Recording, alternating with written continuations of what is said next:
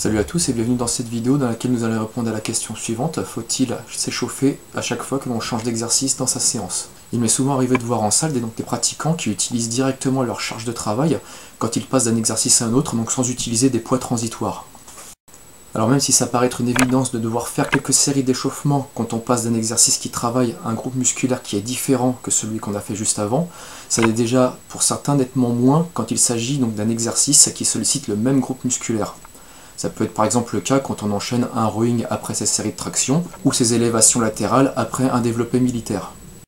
Et pourtant il faut le tenir compte que quand on change d'exercice, même si celui-ci travaille le même groupe musculaire, on va changer forcément l'angle de travail. Donc ça veut dire que les muscles et les articulations ne seront pas travaillés dans la même position, ils seront soumis à des contraintes qui seront différentes.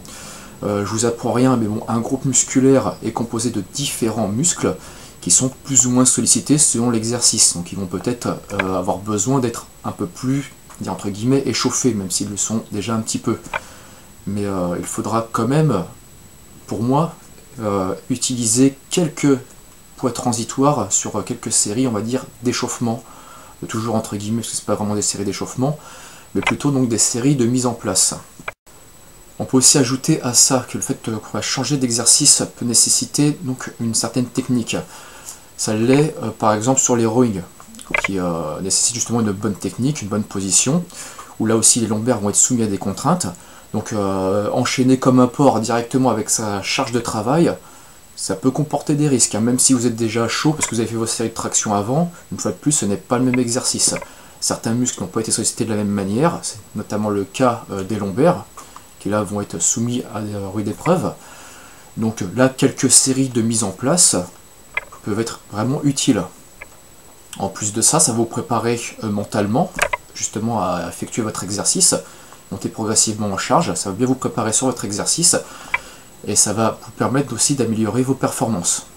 Et donc pour conclure, même si ça va allonger un petit peu votre séance, que ça va vous prendre un peu de temps, prenez justement du temps pour effectuer ces quelques séries de mise en place, hein, peut-être 2 ou 3 séries. Pas besoin de faire beaucoup de répétitions, hein, c'est juste pour se préparer. Ça peut être que bénéfique et pour votre santé et pour votre performance. Et comme je le disais donc pour ma vidéo sur l'échauffement, d'ailleurs si ça vous intéresse, hein, je vous la laisse en lien, il vaut mieux faire un volume de travail qui sera un peu moins important et ne pas négliger son échauffement, que ce soit l'échauffement du départ ou c'est justement ces séries de mise en place qui seront effectuées avant chaque exercice. Si vous voulez durer dans le temps, je pense que ce sera utile de le faire. Mais voilà, ce sera tout donc pour cette vidéo, j'espère qu'elle vous aura plu. Si c'est le cas, n'hésitez pas à partager, à liker, à vous abonner à ma chaîne. Je vous souhaite une bonne journée et je vous dis à bientôt.